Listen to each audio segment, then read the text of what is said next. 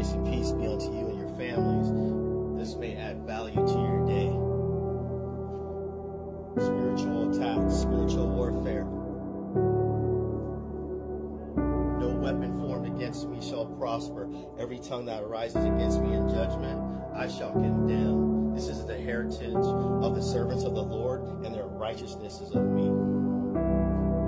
I am above and not beneath. I am the head and not the tail. I am a king and a priest unto the Lord my God by the blood of the Lamb. For thou, Lord, wilt bless the righteous. With favor shalt thou surround or compass them as with a shield. The angel of the Lord encampeth around those that fear him to deliver him from all evil. Behold, I give you power over serpents and scorpions, and over all the power of the enemy, and nothing by any means shall harm you. But rejoice not that the spirits obey you, but that your names are written in heaven. Luke chapter 10. For we wrestle not against flesh and blood, but against principalities and powers and spiritual wickedness in high places, rulers of darkness of this age. Take you on the whole armor of God, that in the evil day you will be able to stand. Ephesians chapter 6. I'll paraphrase a little bit. For our weapons are not carnal, but they're mighty through God, to the pulling down of strongholds, casting down imaginations, and every high thing that exalts itself against the knowledge of God, and bringing into captivity every thought to the obedience of Christ.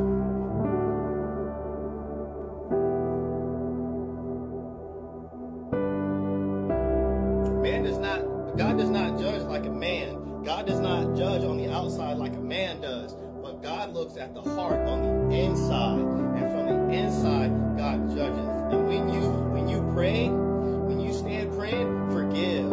If your brother has aught against you, so that your prayers may be heard.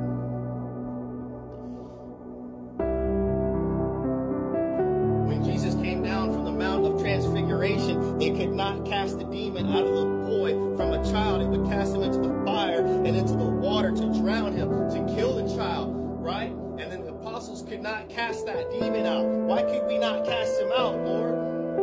Howbeit this kind does not come out by prayer and fasting. There are things going on in your life that you need to fast for. There are strongholds that are in your life that you need to overcome, that you won't be able to overcome until you fast. Isaiah chapter 58 is the guideline for fasting. I'm going to paraphrase. It says in there, God says in there that, shall you fast like this to cause your voice to be heard upon high? That's exactly what happens when we fast. Then shall you break every yoke, undo every burden, that you'll break the bands of wickedness and undo heavy burdens. You'll be blessed when you go out. You'll be blessed when you return. Your health will shine bright like the noonday. And so enter into your prayer closet, right? Shut your door and do it in secret. Nobody's knowing about your fast. Jesus said, do it in secret, and your Father which sees in secret will reward you openly. Daniel chapter 10, when he went on the 21-day fast, neither did he anoint himself. That means he didn't take a bath.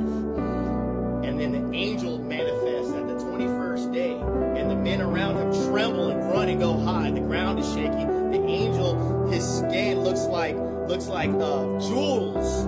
His face shines bright like lightning, right? Daniel falls trembling. The angel touches him and says, "O Daniel, greatly beloved, from the first day you set your heart to seek the Lord your God, have I been sent to you."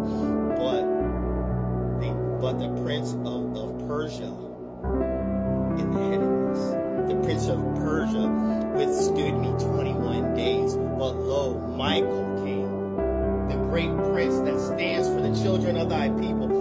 Michael, the archangel, came to help. Don't you give up on that prayer just because God hasn't answered right now. Don't you give up on your situation because it looks hopeless right now. Don't you give up your faith in God. Don't you believe that lie, because your blessing is coming when you hold on to the hem of Jesus' garment and you get into fasting and prayer and you speak those things into existence as though that are, even though they don't appear that way, and watch God deliver you out of your situation. Just like when Peter was walking on the water and then he took his eyes off of Jesus and was looking at all the waves and everything and the wind boisterous and all that, and he began to sink and cried out in terror, and Jesus reached his hand down immediately and saved him and said, "Wherefore did you doubt? Have faith in God, for God with God all